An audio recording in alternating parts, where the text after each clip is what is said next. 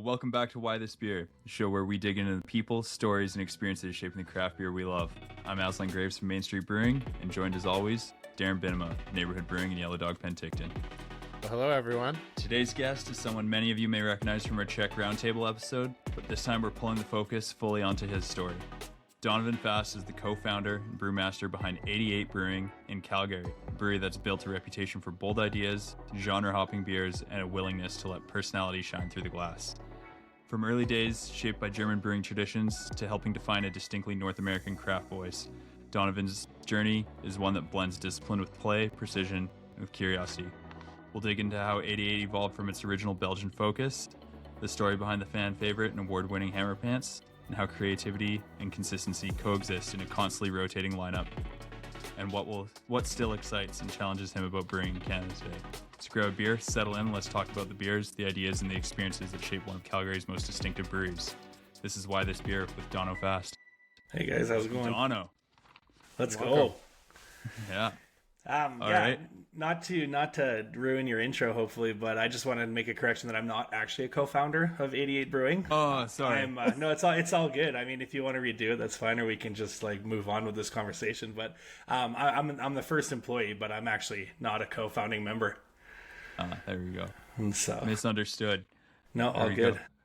Well, let's start with sharing your journey in craft and how you got to where you are and what your first exposure kind of. Yeah, sounds good, guys. It's a bit of a long story, but I'll try to hit all the main notes here and keep the roll going here.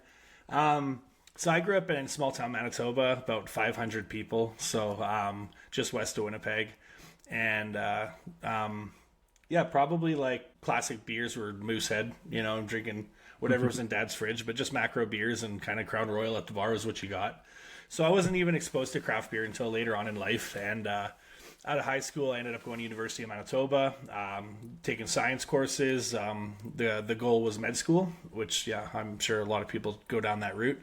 I was the smartest kid in a class of 17, which, bragging rights at the time. But as you get to university, you realize that, there's a lot of really smart people out there. So I went to U of M and I focused on science.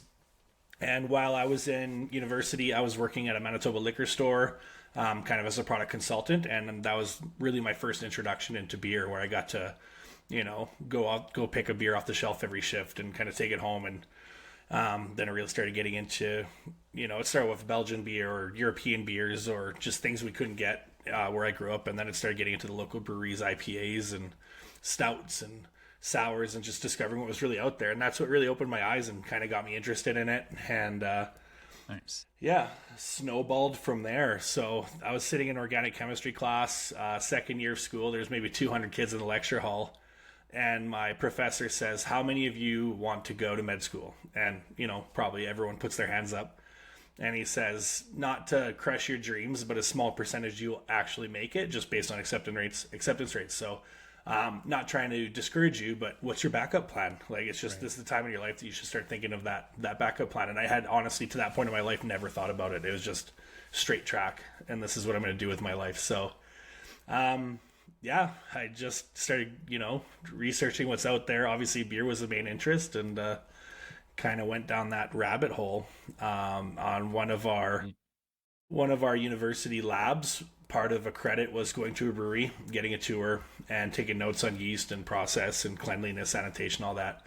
And so I remember talking to Chris Young, was the head brewer there at the time, who now works at Low Life in Winnipeg, but he was brewing and he was giving the tour. And I just remember I was this young, naive, 18, 19-year-old, whatever. And I said, how do I become you? And he goes, kid, you don't want to be me. And he says, honestly, just knock on the door, start mopping floors, cleaning tanks, and see where that gets you if you don't have that old college Niagara or whatever background. So that's really it. I graduated university, and med school, wasn't in the cards. And I literally handed in my resume and knocked on the door at Half Pints Brewing in Winnipeg, and that kicked off my brewing career. Heck yeah. Yeah, man. And then I know you then spent time in Germany. How did that end up coming about? Yeah, so a girl. I worked my way up at Half Pints from packaging, cellaring, and then became full-time brewer there. Had to, cut my teeth through the midnights for a while. Actually, they were brewing, and if I remember correctly at the time, they were brewing, got to be over 5,000 hex a year on a 10 hex system. And we just had that thing running like a bioreactor. Like it was just going. It was just going, man. We had three brewers. Yeah, we had 3 brewers on 8-hour rotations, just to hand it off wherever you are. So it was quite the experience. Really learned how to grind that way. We were doing 10 hec brews into 40 hec tanks, and then filtering those into 10 hec bright tanks in a cold room. And so much work. Lots of CIPs, lots of transfers. Yeah. So. So anyways, I ended up there for a few years, and then my partner at the time, she had an opportunity to go study in Germany, and she was offered a full-year scholarship to go to Germany, and so it was one of those moments. She's like, I'm going, and I had to make this call. Like, I had a couple dogs, I had this property outside the city, and it was a big decision. It was like, do I stay here by myself and keep doing what I'm doing, or do I pack it all up and see what the world has to offer? So obviously I made the choice to, sell off my belongings and pack the things up, and found a good home for my dogs, and headed off to Germany on a one-way ticket. And the plan was a year during school. And I found a job almost immediately in Hamburg at a brewery called Landgang Brewing. They were a brand new startup, basically knocking on doors, bumping into people. And I met the braumeister, if you will, Sasha, and a young kid from Berlin, home brewer, starting his first brewery with some investors. And basically he's like, I need help. Like, I've never brewed professionally, commercially. And here we are. He's like, do you know how to brew beer? I'm like, I can do it all. If you want me to wash kegs, I'll do that. I just need a job where I don't have to speak German. Yeah. And his English was really good coming from Berlin. And we formed a really strong bond, good friendship. And that 1 year turned into 2 years. And my 1 year work and travel visa was expiring. And luckily the founder of Landgang knew some people in government, and they extended my visa to be a 1 year residence permit after that, which was super cool. So I ended up brewing in Germany for about 2 years. Nice. What was it like brewing there after like the craziness in Winnipeg? Man, it was straight 180, like half pints in Winnipeg. I don't know if you've ever been, but they've got this. At the time when I was there, they had a 20-year-old NSI copper clad system, single infusion mash, 10 hec kettle, copper clad with the chrome dome. And when I first started there, it was just like brew to volume. It was just like fill the mash tun as fast as you can, brew to volume, knock it out, let's get beer in tanks. And I didn't really know a lot of the science behind it at the time, like, to be completely frank. I was just brewing beer like, they do this, turn this valve, move liquid over here. And I didn't ask a lot of questions because I was new. And as like we started hiring these olds and these Niagara kids, I started to kind of pick up what they were learning, and I grabbed some books from the American Brewers Guild and kind of did some correspondence learning and kind of taught myself along the way. And by the time I got to Germany, I was quite well rehearsed, and then I show up to this fully automated 4-vessel 30 hec high pressure steam system. Like, I'm just like total change. It was crazy. I've only read about these in books. Yeah, legit. Exactly. Yeah. And like, the touch screen where you can like automate your CIPs, and it was really cool. So it was that was a whole learning experience on its own. And obviously everything was in German or Hungarian, because it was a Hungarian engineer that built it. So a lot of translating going on. And so that itself was crazy. But like the brewing itself aside, it was no matter how much we wanted to brew IPAs, stouts, sours, people want Pilsner. We were in northern Germany up in Hamburg, and people just want a classic bitter German Pilsner. So that was our bread and butter. As far as IPAs go, obviously getting Citra, Simcoe, Mosaic out to Germany is very expensive. Yeah. So it was hard to make a proper, well-done West Coast IPA and have a good margin on it. So, that was a struggle in itself. And the Reinheitsgebot, the purity law, it's a real thing. We made a cucumber saison and put it on the shelves in the stores as beer. And there is a German beer authority that made us do a total recall. And they sat in the brewery while we dumped every bottle and watched us. Wow. Wow. So, it was insane. Yeah. Like, not even kidding. It was like, I was like, this is intense. Not even just like, not just getting to take a photo and submitting it on an email. No, there was no like, just like, sign this paper, here's a fine. It's like, I'm gonna watch you dump every bottle down the drain. So obviously bottles were king there at the time, and they probably still are. But we had like jimmy rigged this system where because they have these plastic crates, right? And so we had to jimmy rig the system where we could pop 4 bottle caps off at a time. time to get through it so quick.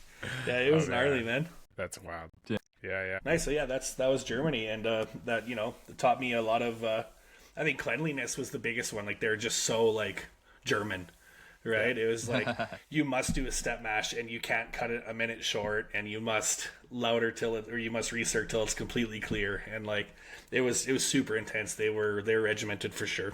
Of that, within that protocol, is there much that you've like brought over to 88? Different process, different beers altogether, but I would say like for sure simple's better. That's one thing, is just like, like they make a Pilsner and there's Pilsner, like maybe some Carafone, but like don't zhuzh it up. Right. And like their IPAs with like Pilsner malt and maybe some Crystal or Caramel malt, maybe some Munich. Like they're very 1, 2, 3 malt. Flaked oats were verboten, illegal. So like you had to go to the grocery store if you wanted oats to put in your... So the first time we brewed a hazy, we're at the grocery store buying 1 kilogram bags of oats because that's what they sold them in to put in a 30 heck mash. So yeah, as far as carryover, like the biggest ones would just be simplicity, cleanliness. And as far as something that I kind of ram hard at 88 is just like no shortcuts. Do your lab work, make sure fermentation's done, don't rush anything, do your diacetyl tests. Like there's no room for error at this scale. If you're distributing long shelf life, like there's just no room for shortcuts. So that's something that we're pretty adamant about at our brewery. Yeah, let's talk about 88. How did that come to be, and like how did it start versus where's it at now? Long and fun story, that one. So good buddy of mine in Winnipeg, his name is James, but he ran a company called Mammoth Canning. And Mammoth Canning is the mobile canning company in Winnipeg. He no longer operates it there. He got out of that partnership and moved on. And so basically, long story short, Jordan, who's one of the founders of 88, was working at Blind Man up in Lacombe at the time, getting some brewery experience because he knew he was opening a brewery. So he's one of the 4 founders of 88. He's like, if I'm going to open a brewery, I should maybe know what it's like to work at a brewery. So he went up and worked in Lacombe. My buddy James was on the hunt for a Wild Goose canning machine for his mobile canning unit, and the closest one to Winnipeg that he could find was at Blind Man in Lacombe. So he calls up Blind Man. He says, hey, Barnhammer from Winnipeg is coming out for a collab. I'm going to hitch a ride with them and check out your canning machine. So my friend in Winnipeg, James, met Jordan from Calgary, opening 88, and these two started chatting. And James goes, I'm opening a canning company. And Jordan goes, I'm opening a brewery. And I need a brewer. And James goes, I know a guy. And so James calls me. I'm sitting on my couch in Hamburg, and James calls me, and he goes, because at this point my visa is about to expire. I'm exploring options to go home. I'm looking at jobs coast to coast in Canada. Time to get out of Germany. I'm no longer legal to be there in the next month or two. And so I'm exploring my options. I'm like, I don't really want to go back to Winnipeg. It's such a big world out there. I've got this taste of like craft beer culture and like just beer culture in general. And at the time, Winnipeg didn't have what I was looking for. And so my buddy calls me. He goes, would you move to Calgary? And I'm like, I never thought of it. It wasn't even on my radar. Like, just like most other people, I was like, oil and gas and cowboys and Stampede. I'm just like, that doesn't really scream craft beer to me. So I started digging into it, doing some research. And I was like, okay, like they got a pretty legit beer scene here. Up and coming. They had breweries like, Last Best, Wild Rose, Bandit Peak, Annex was new on the scene. So there were some heavy hitters already. And I was like, okay. Interesting. So I was like, I would consider it. Close to home. My folks are in Winnipeg. Good airport. Mountains. Snowboarding. Looked very appealing. I was like, I can move to Calgary. And James was like, okay, I'm going to call you back. So then he hangs up, calls me back. He's like, this guy named Jordan's going to call you. Talk to him. And that's kind of how it started. It's like Jordan just got me on the phone. He's like, I've only got 10 minutes. I'm on break. The canning machine's running. So he's like, this is what we're doing. This is what's up. Are you interested? I'll send you the information. And I'm like, yeah, for sure. So they basically just sent me like their info package of like their branding concept, what they're looking to be. And I'm like, this sounds legit. And they offered me a pretty appealing package, and I signed and I said, yes, screw it, move to Calgary. So once I put in my notice in Germany, and once my time was up, I hopped on a plane and moved to Calgary with nothing but, basically the clothes on my back. Wow. Nice. And then 88 opened 2018, right? Summer 2018. So when did you get to Calgary before that? 2018. So the brewery was open to the public in August 2018. I got to Calgary. I arrived in Calgary in May. And at the time that I arrived in Calgary, the floors had just been epoxied. There was nothing in back of house, and the whole front of house tap room was still under construction. So we basically had a 6,000 square foot bay with a bright blue, or it's kind of like a royal blue epoxied floor. So that was my first introduction to 88. It was kind of like we walked in the back door and there was just junk and construction material everywhere. It was dirty and dusty, and the tap room was under construction. It was just like, there's literally people like jackhammering the floor. Yeah, and they're like, here's your brewery, let's go. Yeah. And there was also like, they hired myself and Carson. So Carson was my co-head brewer at the time. And so he's a beauty. So him and I were basically the first two employees other than the founders themselves. And so instead of having one head brewer do it all, they kind of said like, would you guys, essentially like to make slightly less money and have a partner in crime? And I was like, oh, for sure. I wouldn't want to do this on my own. And so Carson came out of the Olds program, and he worked at Last Best, and super smart guy, takes things very seriously. And his nickname was Barnacle in school, I guess, because he was so stubborn. So kind of like a yin and yang. Like I'm very bubbly and outgoing for the most part, and quite the social butterfly. And Carson's a little bit more like, reserved and technical. And so the two of us we made a really good team getting started. So that was a new friendship formed right away. So nice to have someone to, bounce ideas off of, because I literally didn't know anyone else in town. Yeah, that's fair. Nice. Yeah, that's a lot. Mm-hmm. It's a lot to like run into, fly into. Yeah, legit. Yeah. It was crazy. Yeah. It was funny too. Like I showed up in Calgary, and Brendan, one of the founders, he's the director of operations. There's a couple of events going on around town. It was like Alberta Beer Week. So I showed up and everything's all exciting. He's like, hey, why don't we go here for breakfast? I'm like, hey, can we go here for lunch? And we should grab some beers here after. And I just kind of had to stop. I'm like, yo, Brendan. He's like, what? I'm like, can I see the brewery? Like, I'd never met these guys in my life. Yeah. I'd never been to Calgary before, other than driving through to go to Banff.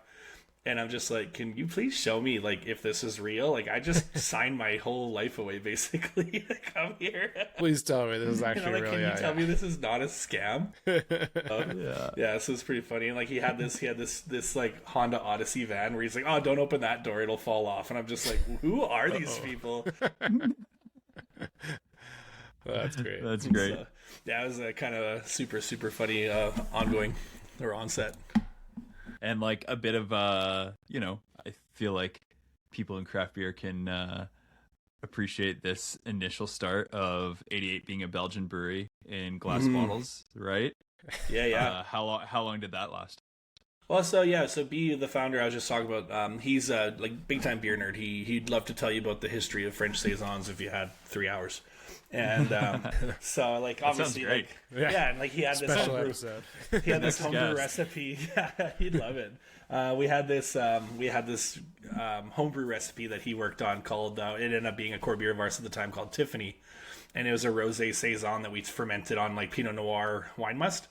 Nice. And so it was one of like the brand assets of 88 is just like we're Belgian, we have fun 80s names and pink beer and but also serious. So like that homebrew kind of energy came into the onset. So basically the core lineup to start was Belgian table beer, Belgian double, white ale or wit beer, Tiffany saison, and then we had a hazy ISA, which was not a great idea at the time, and our West Coast IPA, our tropical IPA, which still alive today.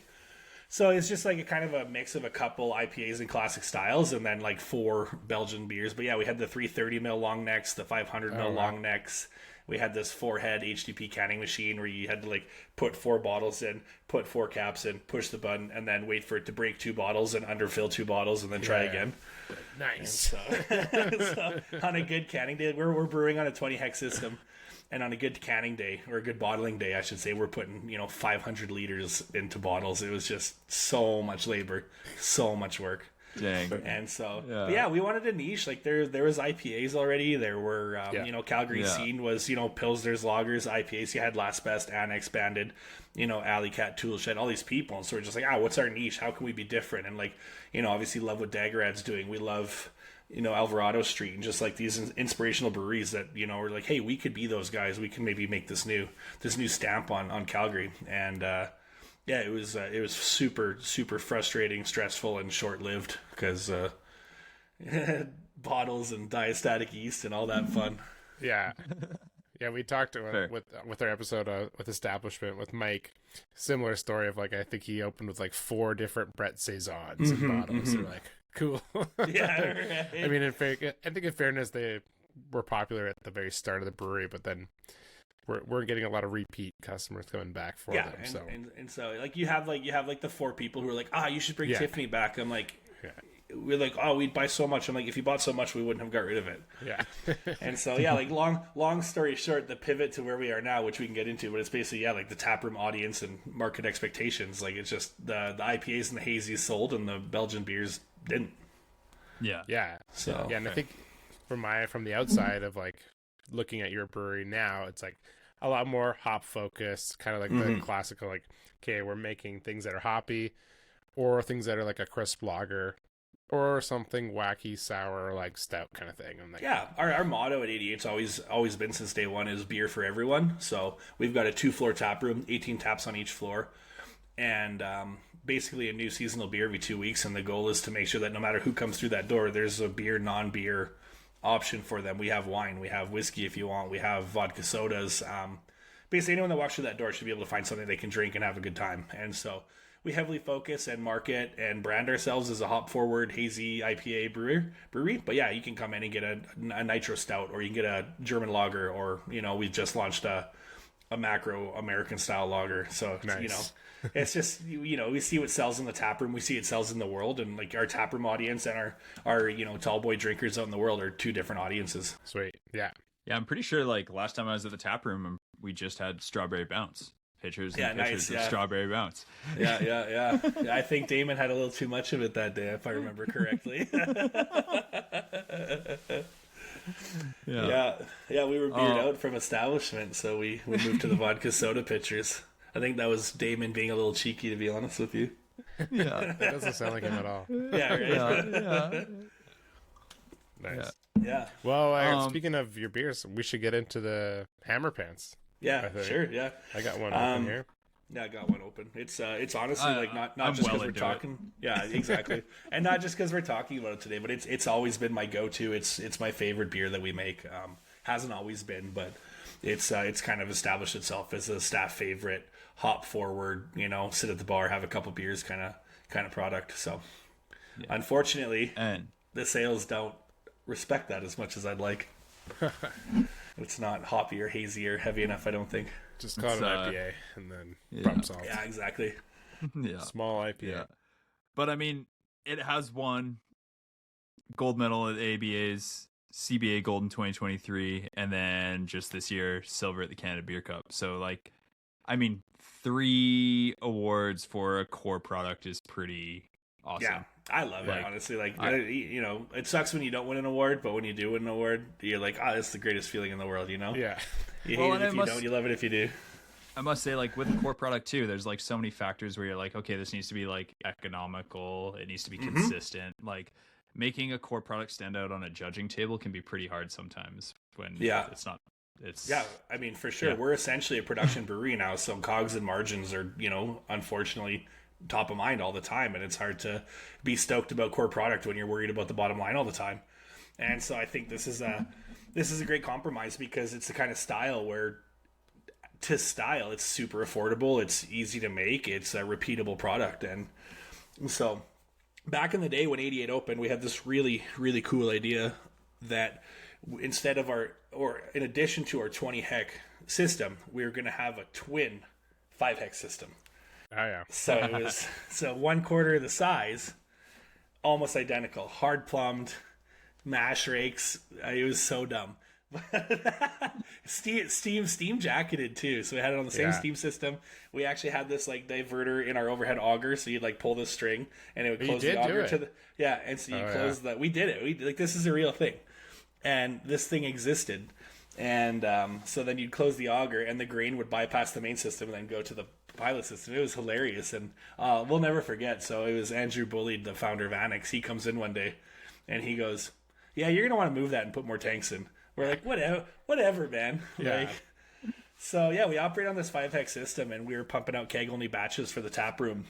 Again, with our bottling machine at the time, our capacity to push beer out into the world was very limited. So we were very tap room focused and trying to drive customers through the door. So just like as many new beers on tap as we could, fun things, experimental things, kind of getting our legs under us. And Carson and I were just kind of throwing ideas around and brewing whatever excited us. And obviously that got tightened up over the years because the more beers you make in a year, the lower they get rated.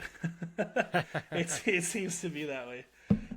So anyways, Hammer Pants was born on the pilot system and just goofing around with the pale ale. We're like, okay, we got hazies, we got West Coast, we got stouts. We're like, what's missing in our portfolio? We're like, how about like a nice 4.5%, Sierra Nevada-esque pale ale. And then so we go and we get some Sierra Nevadas, we drink them. We're like, it's actually pretty dark. It's pretty sweet. It's pretty bitter.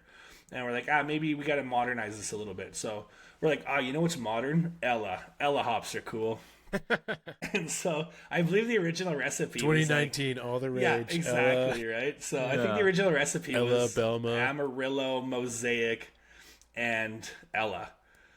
And we just kind of stuck with it. It was whatever it was. We just made this beer. We're like, hey, this is pretty good. And then like, because we were moving so quick and making so many different beers, it kind of just got forgotten about. And that beer just became that. And that was the recipe.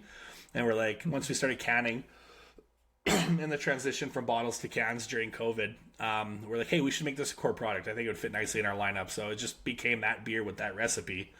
And then over the years, we're like, this could be so much better if we actually just sit down and like take a breath, take a minute, and just kind of reverse engineer it a little bit. Like, what do we like about it? What do we not like about it? Because like, I wasn't reaching for it. It was never like, I can't wait to drink one of those after work. Right. And so, we rebuilt the recipe, and now it's a bit more towards that Sierra Nevada style again, a little bit more true, like called a modern American pale ale, where we're using a lot of Cascade, Amarillo, and then we kind of punch it up a little bit with Mosaic. So I think it kind of hits all those notes for a classic beer drinker, where you get those resinous grapefruit kind of pine flavors, but then you still get that nice fruity kind of tropical push from that Mosaic. And for a 4.5% clear beer, I think it just it hits all those notes, and it's become a fan favorite for sure.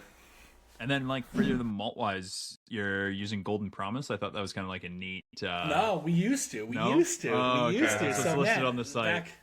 For sure. That site's. Yeah, I should update that, to be honest with you, or get someone to.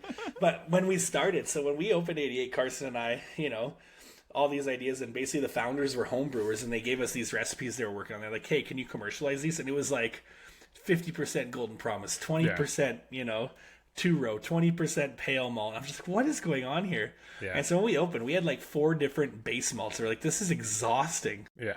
And I just remember back in Germany and even back at Half Pints, it's just like Golden Promise, or it was all the rage. It's just like, if you can make a pale ale with Golden Promise, it was so cool. Yeah. Like, every smash beer with Golden Promise. Oh yeah, every smash beer, exactly. Yeah.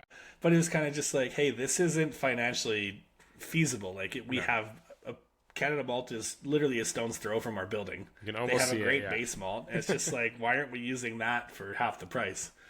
And so Golden Promise was the birth of Hammer Pants, the original recipe. It would have been like Golden Promise, some crystal malt probably. And I went to the Canada Malt School, which is like a week-long malt school. They teach biochemistry, new products, get facility tours. And they taught us about caramel steam, which was a...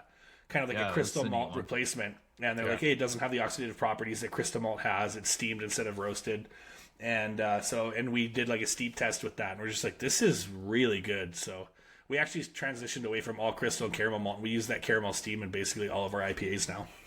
Yeah. Nice. And just like, we're pretty light-handed with it. Just some color, some sweetness, a bit of an ode to the old style West Coast, but yeah, we just don't like want replace anywhere you put C40 with caramel steam. Yeah, exactly. It's a bit lighter, and it's and those stouts will still use the big crystal malts, but for all of our lighter clear beers, we really like this caramel steam. So yeah, now we're just Pilsner malt, Canada Malt Superior Pilsner, caramel steam, and some Dextra pills just to amp it up a little bit.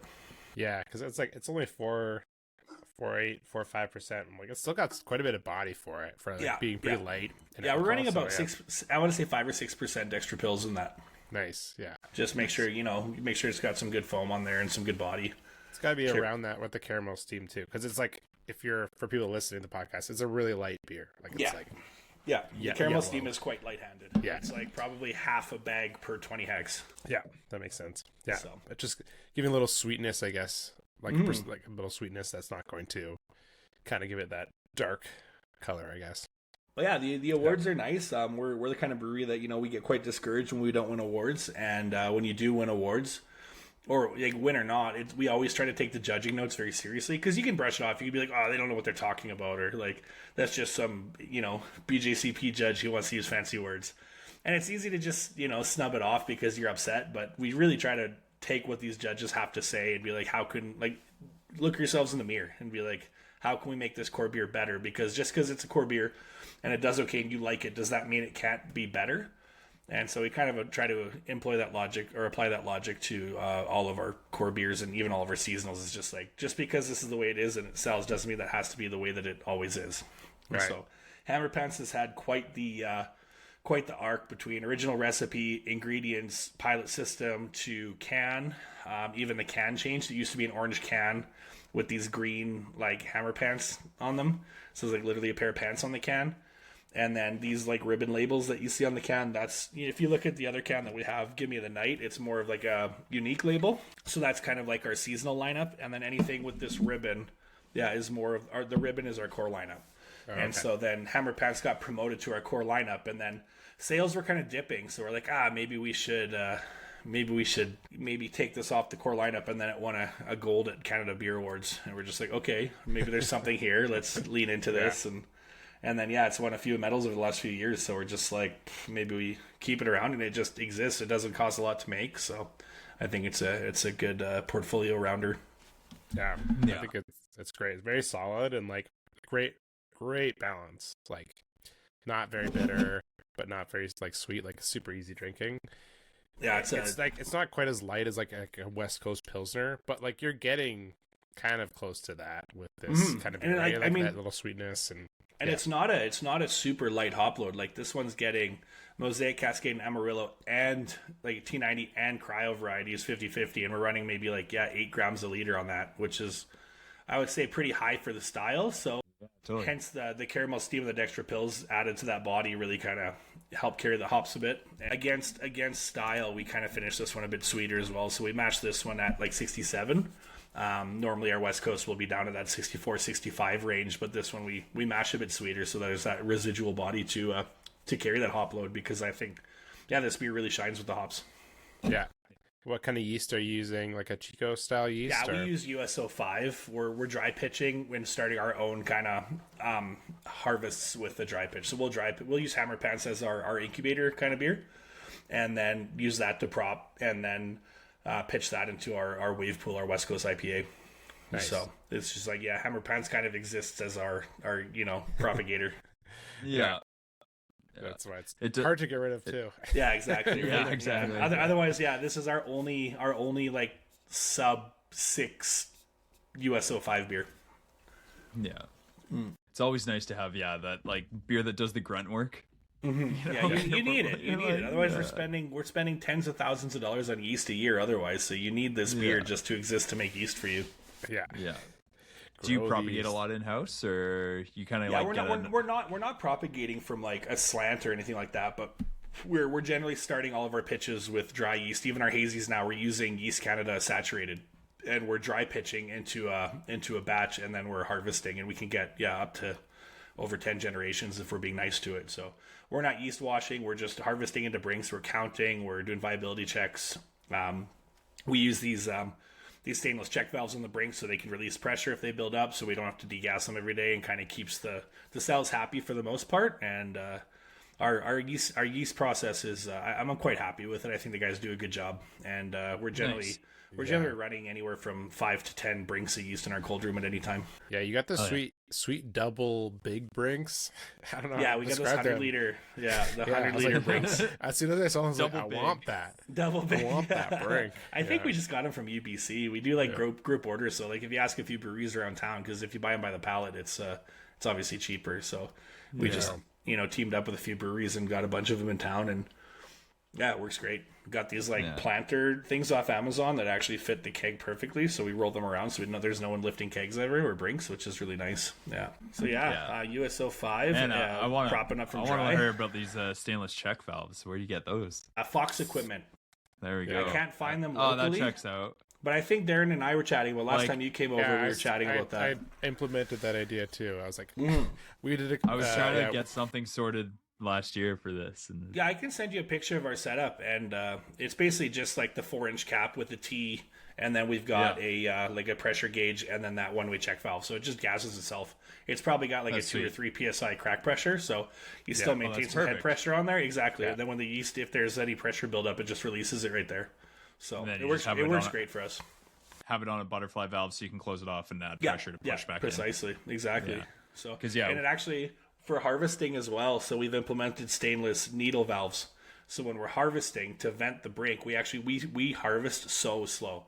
Like to harvest an 80 liter or 100, let's say 100 liter brink, we harvest 80 kgs into these 100 liters, and it probably takes us over an hour easily. And we're just really feathering it with these butterfly valves, and we just want this really slow harvest. So you're not getting any tunneling and our tank geometry and our cones are quite small because we kind of built our tanks tall to utilize our sealing space. Gotcha. So our tanks aren't as fat as they should be, and so we find that our cones don't provide the best yeast harvest if we go too quick. So just prevent tunneling, get a good harvest.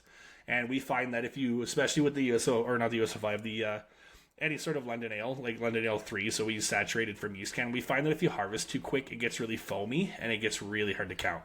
Yeah. And so if we harvest that really slow, we get a good dense slurry, and it's much easier for the guys to count. Yeah, I think I think when we were chatting there too, like you guys have a pretty robust lab for like kind of everyone does a lot of the lab work. I like that that you guys do in house.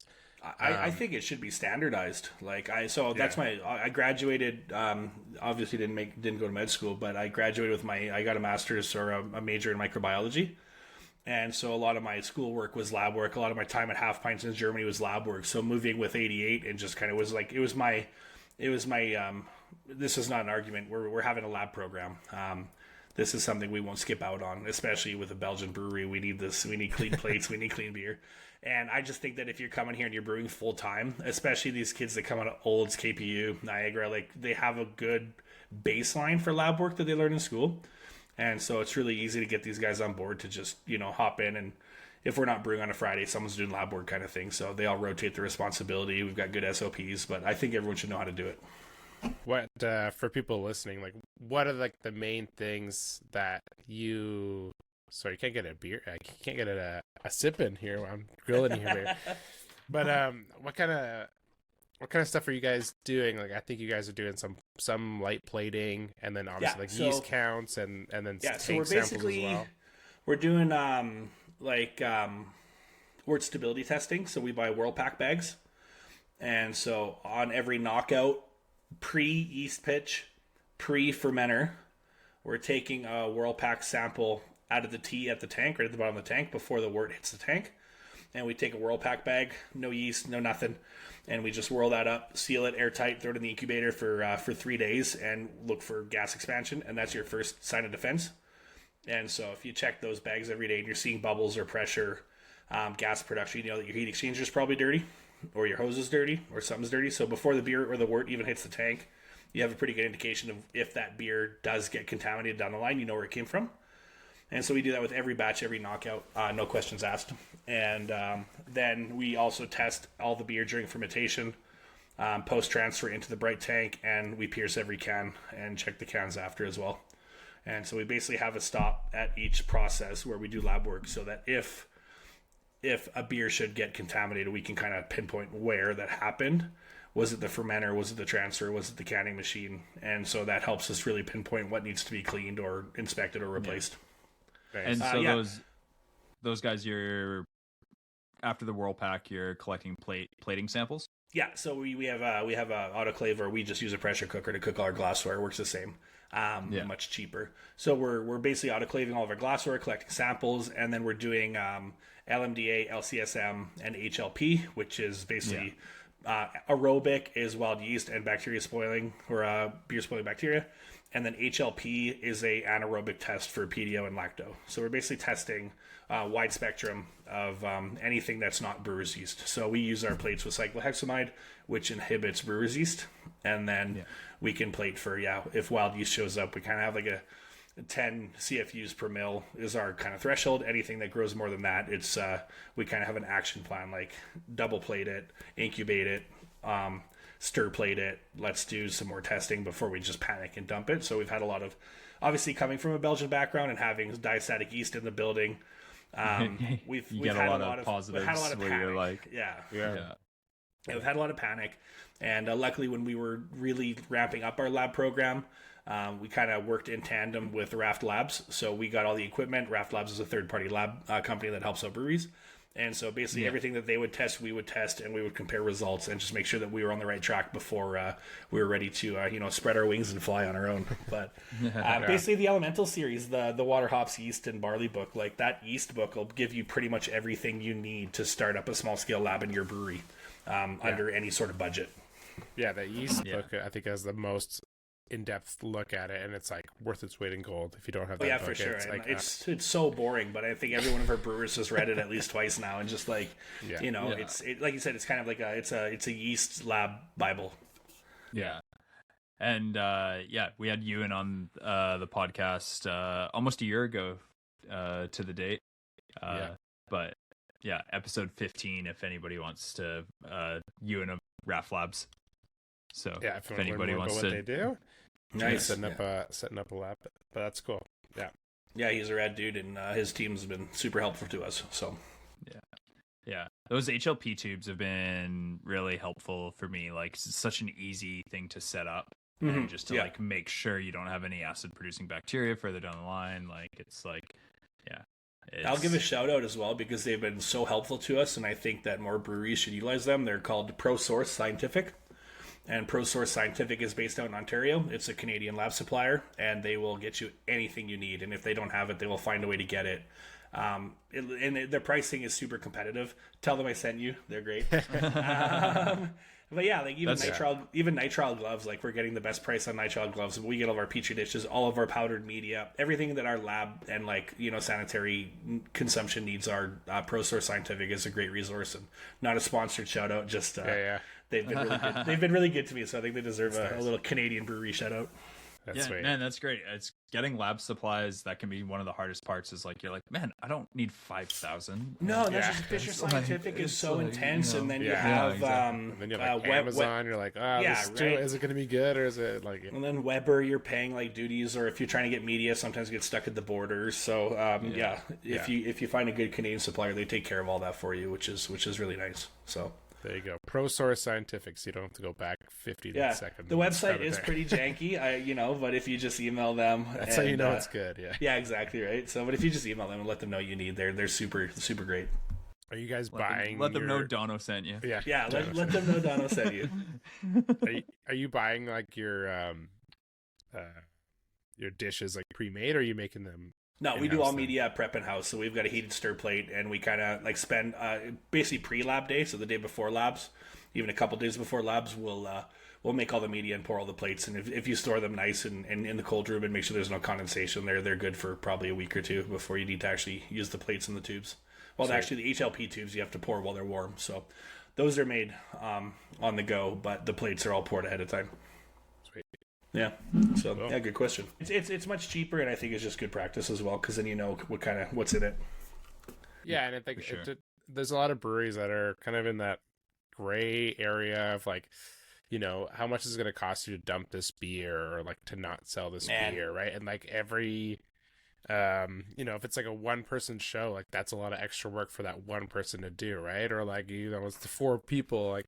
But, if you have a bigger team, like, you got to start doing some of that stuff. A smaller operation, you're the head brewer, seller, packager, like, and you're that person responsible for those decisions. It's daunting. And I'm super grateful to have a, super supportive ownership group and a, co-head brewer and just, like, a great team that we can bounce ideas off of. And to the point that we actually created an SOP, like, response plan. And each page is like, if this, then that. So, if you smell, you're taking a gravity and you smell, it smells phenolic, do this, like here's the next step, stop everything. Like basically the first step is just stop everything. Yeah. Like don't dry hop it, don't harvest it, don't move it, just leave it and let's take a minute. So panicking was such a natural response at first because like, these guys put a lot of faith in me to come to Calgary operate this brewery and, put my name on all this beer and put their name on all this beer. And then like, it's just, it was a lot of pressure to make sure you're putting clean product out. So like a lot of stress and a lot of panic at first, but we've, come a long way with a really good team. Nice. So we're on to the next beer here, right? Or I'm on to the next beer. Oh yeah? Well, yeah, I can get this one going. Give me the night. Give me the night. Give me the night.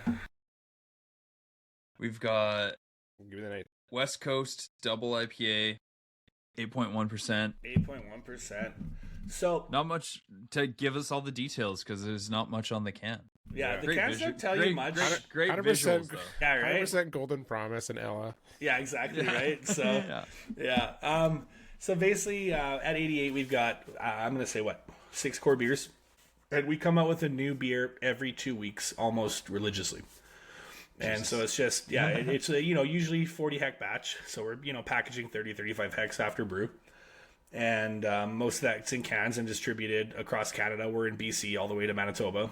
And kind of just slap it around, spread it around, and keep the hype going because we want people to keep coming back to the tap room. We want people to, keep looking back on the shelf for new products. Keeps our accounts excited. And just like it gives the brewers an opportunity to be creative as well. It's just, if you can make a new beer every 2 weeks, it's just like, hey, that last one was pretty good, but like, what if we try this instead next time? And most of our seasonals, we kind of rotate between like 6% hazy, 8% hazy, 6% IPA, 8% IPA. And that's just kind of like, that just rotates all year round. And then come summer, it'll be like, oh, a lime lager and a fruited sour. But for the most part, all of our seasonals are just like really hop forward hazies, West Coast, and really trying to push the limits on hop load and on the hazies, that that white creamy color that everyone's looking for, and just kind of chasing that dragon, if you will. Yeah. And so this beer is I guess as far as we're concerned, like Strata's the new Citra for us. We're loving Strata, and so any chance we get to brew an 8% West Coast IPA, I'm just gonna slam it full of Strata. I just like I love that cannabis. I don't know, that really citrus, dank cannabis flavor in West Coast. And so this one is, it's Mosaic, Strata, and Citra. Kind of, I don't know, as far as I'm concerned, a bulletproof trio. If you put anything with Citra Mosaic, I think it works out pretty well. But I just, I'm running like a 2-to-1 on the Strata to Citra to Mosaic on this. And nice. I just really love that, I don't know, I love that weed dank, kind of sticky. Yeah. This has got like a lot of that dank kind of character of Strata that I like remember, but I feel like last year's crop year with Strata was pushing a lot of berry, like that strawberry kind of thing, and like a bit of almost like I get a lot of mango as well.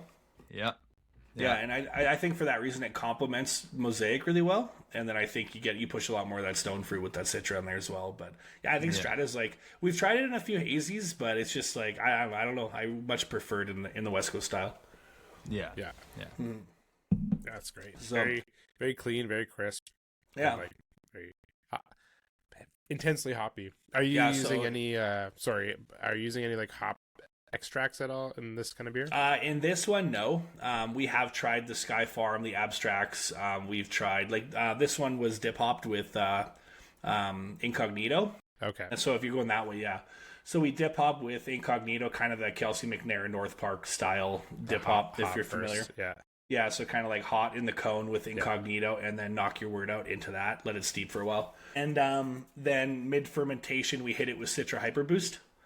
Okay. And we're really liking that because, we ferment everything kind of under pressure, and we use a hop egg for dry hopping. And so adding hops to the top port during active fermentation is not really an option for us. Right. And our larger tanks are 80 hex, so to climb up to the top and dump in, however many hops is kind of daunting. Yeah. And so most of our mid-fermentation dry hops are all Hyper Boost, and we're really loving the results of that. I think it's just an easy, small vial, kind of pump it in with a little dosing system, and it achieves what we're looking for. And I think just on the note for especially these 8% beers, hazy or West Coast, the key is to just layer. So layer hops in the whirlpool, get the dip hop, do the mid-fermentations, Hyper Boost, and then big dry hop. So this is, I'm going to say probably, 15, 20 gram per liter dry hop on this one. Oh, wow. Yeah. So just layers on layers. There's one thing that we like to kind of pride ourselves on at 88 is, making these big 10% beers that don't taste super boozy. And that comes with a balance of, maybe a bit of a higher finishing gravity than traditional and just layering a lot of hops into it. Yeah. So what's this finishing out at? Like off the top of my head, probably 3.5, 4 Plato. Okay. Oh, wow. Yeah. For a West Coast style, right? And then so you're mashing hot to achieve that? Are you... We're mashing a bit hotter, so this one would probably be on that 67, 68 range. This one would have dextrose in the kettle. So if we hit that 67, dry it out a bit, when then maybe the fermentation stalls out kind of where we want it to. So with our mash tun limitations to make a 8% beer, we're generally adding dextrose in the kettle. Do you find that you're getting any sort of hop creep, or because you're adding hops? Well, I guess you're not really adding hops until the very end. So we dry hop cold, so we actually crashed down to about 5 degrees, and because we actually this one we would have. We're dry hopping at about 5 degrees with our hop egg, and most of that is just based on getting as much yeast out as we can. And so after fermentation, we kind of wait. We do our VDK test. We do our raised VDK test, and then we're waiting like full 3 days for stabilization before cooling, and then we'll cool, and we'll do 2 or 3 days of yeast shaving before we even dry hop, and that's just to get as much yeast out of the tank as possible. And then when we're dry hopping, we're getting a good clean bright product to dry hop. And there's obviously still going to be yeast in that cone. We can't get it all out. We're just doing our best to make sure that any healthy or good yeast that might be in there is out of the tank. We're also using ALDC at knockout and at dry hop. As far as its effectiveness, we've had mixed results. More so just a kind of a fail safe. Yeah. As far as we've had some scares with hop creep. I want to say 2019, 2020, we would have had some bad ones that ended up being a recall. And this was when there was a lot of literature coming out on hop creep, and people are learning more about it with new hops and just different kiln temperatures. And so kind of had to reassess our process. But what's working for us, and this is, your mileage may vary, but for us, it's the cold dry hop, the ALDC, and the yeast shaving before dry hop. Yeah.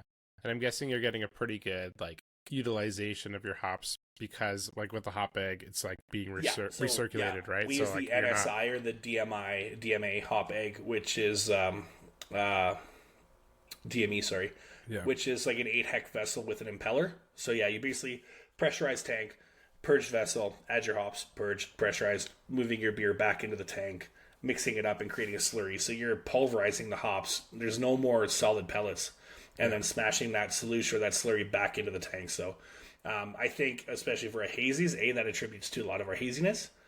And it also just, I think, is great hop extraction. Easy to get those hops out after your dry hop.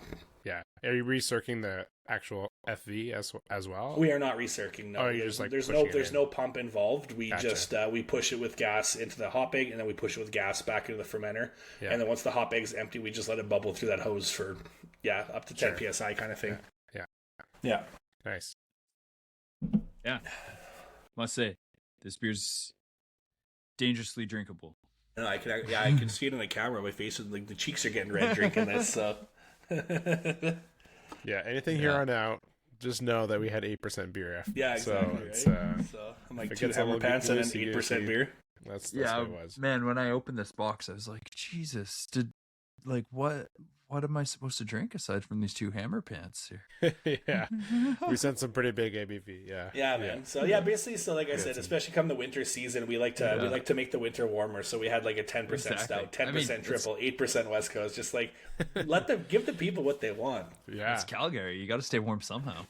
It's funny, the farther north in Alberta you go, the higher ABV sells. Wow. It's the colder it gets, the higher alcohol they want. It's pretty funny.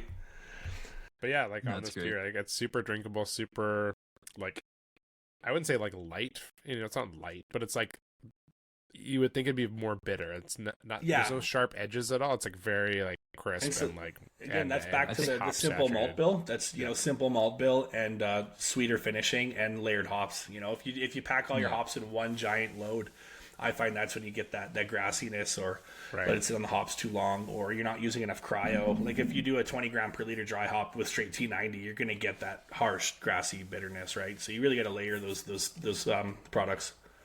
When you approach something like that, would you split it up 50-50 or try different things depending on what you have in the cold room?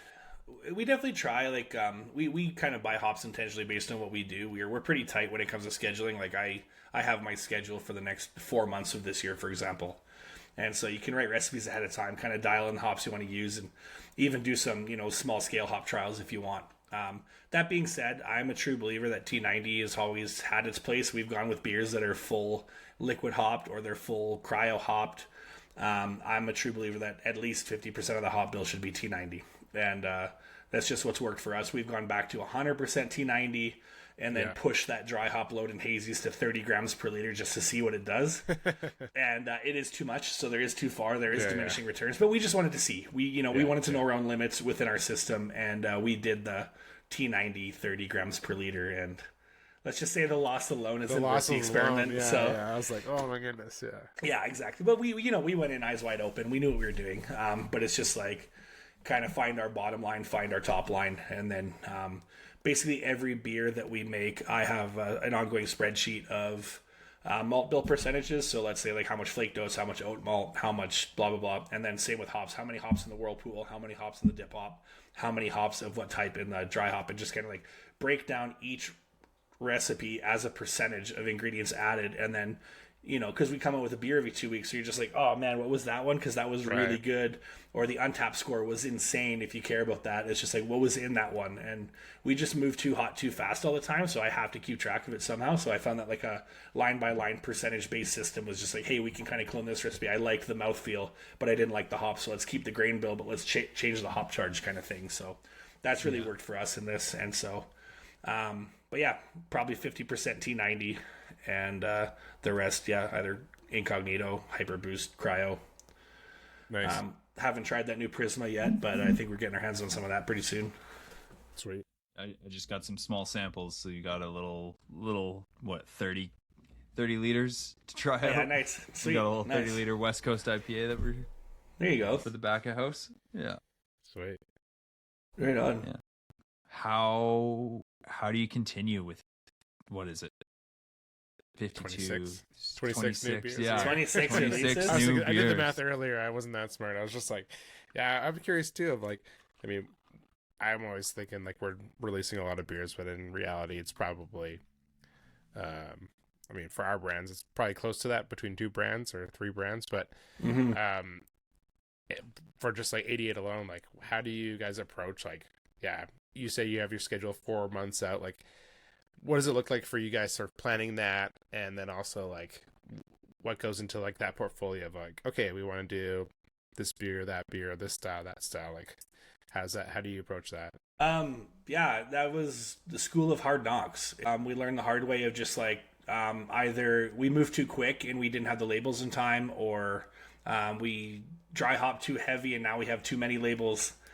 And or the beer didn't turn out, but we have the labels on hand. So it's just chaos for a while there. And so as far as the 26 beers go, like we have a pretty good team. We have admin, marketing, sales, and production as like, let's say 4 or 5 key people involved in the process, being like, here's the next 4 months, here's our core beers. So basically we break our annual production down into sales plus, like sales last year plus X% is this year's growth. Right? And then based on our system and our tanks, we slot in every core beer for the year. So like, this is how many night galleries, wave pools, hammer pants, whatever we have to brew this year based on hectoliters per month, based on turns per month. And then that will give us empty slots per month. And now empty slots per month is obviously we have music festivals or sponsorships, so we slot those in. And then what's left over is what you get for the year. We're like, okay, we have X amount of seasonals in the 40 hect tanks, so let's just we know that these are happening. Let's slot them in. Let's try to, obviously we're using PSL labels, so all of our core beers are on printed cans, but our seasonal beers all come on PSL labels. So if you can group by tens of thousands of labels at a time, you get great price breaks. So if we can do 4 months of beer names and labels and designs all at the same time, it saves us, bulk orders on the marketing design, the label orders, things like that. So we just have to be really tight on our keg can ratios. We have to be really tight on knowing if we dry hop that beer 3 months from now at 20 grams per liter, what's that yield going to be? Because that's going to affect our, label order, keg to can ratio, all that. And so it's taken us a long time, and it's still a work in progress, but the team's been really good at just kind of putting our heads together and being, really cohesive all the way from sales planning to production to execution and marketing to make sure that we have everything we need at the time to make it happen. And it takes the stress off. Like, there's literally times where, like, I left for Christmas break, came back this week, and I'm like, oh, we have to brew a hazy next week. Like, crap. And then I, like, pull out my recipe, and I'm like, oh, we already did this. Like, you kind of get so far ahead. Yeah, you get so far ahead that you kind of forget that you did it, which has its own drawbacks as well. Because, like, maybe after you made that recipe, you thought of something really cool you want to try, or you tried a beer on your break, and you're just like, oh, I want to try a new hop. So it's got its drawbacks as well. But yeah, all said is just like that consistency and that creativity. It just kind of comes with being a well-oiled machine, so you feel confident making these decisions based on previous successes. So like that spreadsheet I was telling you about, where like that beer sold really quick, it got a high on tap rating, our team really liked it, let's riff on that, what else can we try, right? So let's use that malt bill, maybe one of those hops, and let's try a different combination.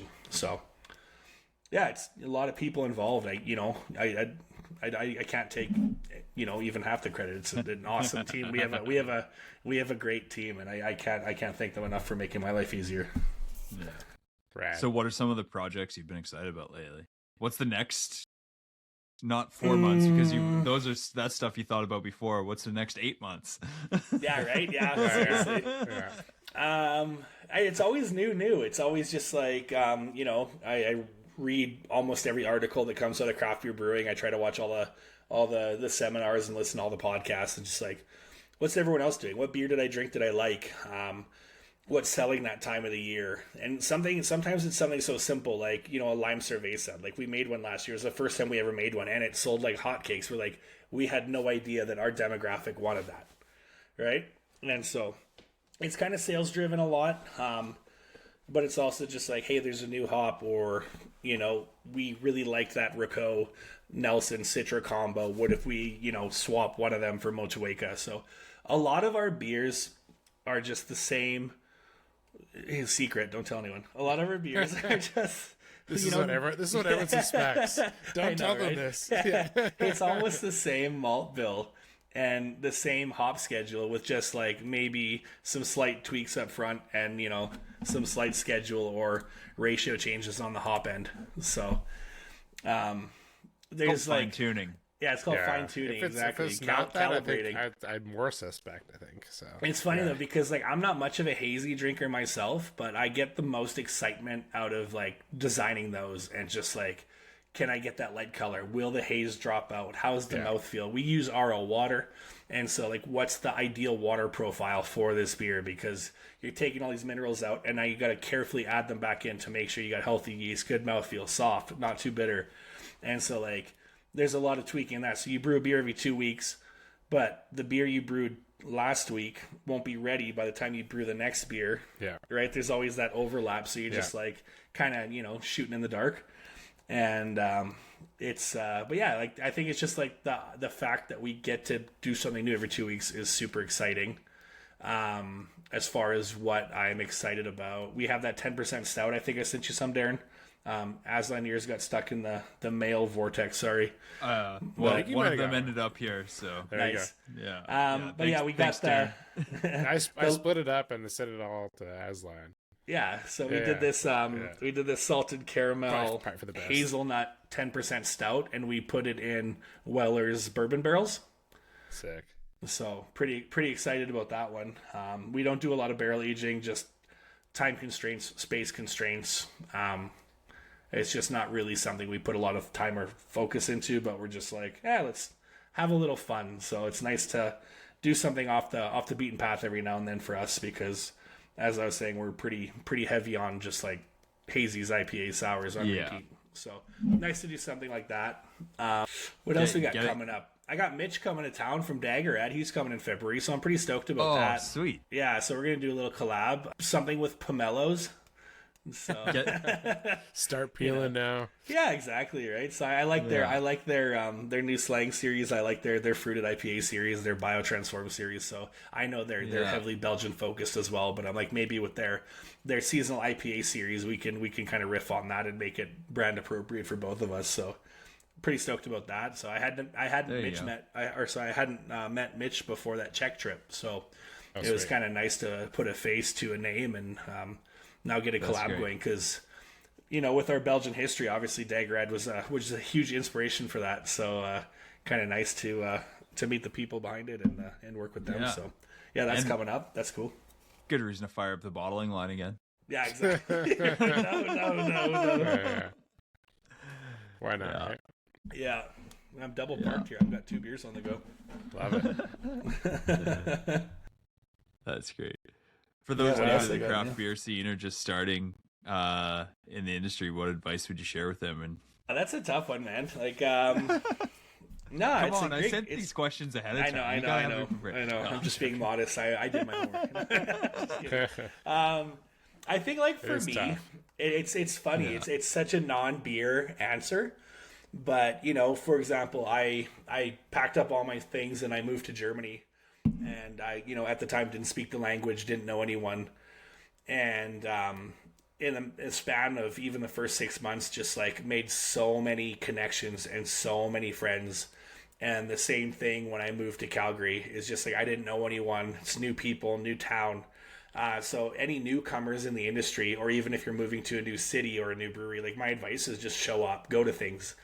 Go to the events, go to the collabs, go to the beer week, go to the awards, just like whatever's going on that's related to your industry, just show up, be part of the community. And I think just like, that's how you get opportunities to go on this Czech trip. Or, I spoke at the Alberta Brewers Conference with Jamie Bogner from Craft Beer Brewing. Like, that was really cool. Nice. So, I think my advice would just be show up, shake hands, talk to people, try to be friendly, like obviously drinking's always involved. So you gotta keep your wits about you for the most part, and just get out there and make some friends. So I think, like, first and foremost, that would be like my initial advice is just like, obviously we know it's no secret there's not a ton of money in this job, but I think the perks are just like, it's cliche, but it's like the community, the people, it's fun. Like, I honestly have made some of the best friends in my life in this industry. So get out there, put yourself out there. I know a lot of brewers are like crab people underground, right? So it's like, I know. But you meet a lot of cool people out there. Yeah. And then I think aside from that, is just I've been doing this for 15 years now. Stay curious. It's so easy to burn out. I've seen it. I've burnt out. Take care of yourself, go on holidays, but also like stay curious. Like, read the books, listen to the podcast. What are people doing? Ask you drank a beer from, like I'll give Establishment a shout out here. Like, they're just down the street from us and they're putting out some of the best beers in Canada. And it's super inspiring having these guys just down the street. And, you can go there and have this IPA and you're just like, what did you guys do? And I mean, like, I'll be honest, Mike keeps his cards pretty close to his chest, but if you give Graham a few beers, he'll spill the beans. So, but no, it's just like the competition is great. So like, chat with your neighbors, become friends with them. It should be friendly competition. So like, that'd be my main advice aside from like getting technical. It's just like, make friends, chat with your neighbors. Like, not so much keep up with the Joneses, but like, hang out with people. So I mean, you have a couple of beers and people get loose lips, and the next thing you know, you're like, for better or for worse. Yeah. That's where we got those hops from. Yeah, exactly. Right? Okay. And then you go to the next conference and you're like, "Hi, I'm Donovan." They're like, "Yeah, we met." I'm like, "Oh." Sorry. Yeah. So, well, other than that, just like if you want to get technical, I think that like, we talked about it on my German experience. It's just like no shortcuts. Be clean. Don't rush it. Just take your time, have fun with it, and never let your sales team dictate when the beer's ready. There you go. Yeah, the beer's ready when it's ready. Harder to do than you think. Mm-hmm. Yep. So, Donna, when you're not at the brewery, how do you like to spend your time outside the brewery? Drinking beers. I can attest to this. Yeah, right. Drinking beers. Yeah. Yeah, I was just chatting with Azlan before we fired up here. A lot of snowboarding is one of the draws of moving to Calgary was the proximity to the mountains. So try to get out to the mountains as much as I can. I got a big Bernese mountain dog, so hanging out with the dog. Nice. A bit of a pizza hobbyist. So anyone that knows 88 knows that we've been a pizza location since 2018. So we had Noble Pie, which was New York style. We had Pizza Face, was a bit more hybrid, and now we have Portland Street Pizza, which is kind of like a deep dish Sicilian style. Not quite Detroit, it's like focaccia based. So I've been fortunate enough to talk to these professional pizza chefs about, dough fermentation and baking temperatures and times and accessories and ingredients, and just let's just say my homemade pizza game has been highly elevated over the last 8 years in Calgary. So plus you have access to a starter, or yeah, exactly. Like right? Yeah. So, and like, hey, do you mind if I take some of this pepperoni? Do you mind, So just like, build my pizza one piece at a time out of the cold room. So yeah, I just have a lot of fun in the kitchen. I think that a lot of the creativity that comes from brewing also translates to the kitchen. And so I think like I love cooking. I love making pizza. Calgary is a great city. Lots of sun, good weather, hanging out by the river. So, all sorts of things. And so, well, great. Well, I appreciate you doing this podcast with us. Azlan and I have known you for a little bit here. We've been talking about having you on here for like a year. So yeah, fair. Well, I appreciate you guys on here. Appreciate you guys reaching out. Chat more formally. Well, great. Well, thanks everyone for listening to the podcast. We're gonna have more episodes in 2026 here. We've been on a little hiatus. Well, this will come out later in 2026, but yeah, as we go into the new year, we got more episodes coming down the pipe. And thanks, Donovan, for being our guest today. If people want to find your beer, where can they find it? I think if you're in Calgary, it's probably best anywhere. Yeah. If you're up in Edmonton, Sherbrooke Liquor is always good. If you're in Calgary, any co-op liquor is great. Or come to the brewery. You'll get fresh is best, whatever's new. As far as BC goes, unfortunately, I think we've pulled a little bit out of Vancouver. Competition's tight, logistics are tough, so our beer's scattered all over the Okanagan. I think you can find it in Nelson and kind of the Kootenay area and the Okanagan area. And then, me being Manitoba born, we make sure that beer's slapped all over Winnipeg. So check your favorite craft beer store in Winnipeg, and it should be there. Yeah, and if not, like if you're traveling through Calgary, definitely go check them out. Definitely very it's 88, so it's like inspired by the Winter Olympics, so everything's like kind of time big warp, neon vibes of the 80s there. So definitely a fun tasting room. If you're like traveling through, like definitely go check it out for sure. Thanks everyone for listening to the podcast. If you want to support us and the work that we do, buy some Main Street Brewing beer and some Neighborhood Brewing beer and some Yellow Dog Brewing beer, wherever you can get those beers in BC. We're also all over. Thanks to everyone for listening. Until next time, cheers. Cheers. Cheers, guys. Cheers.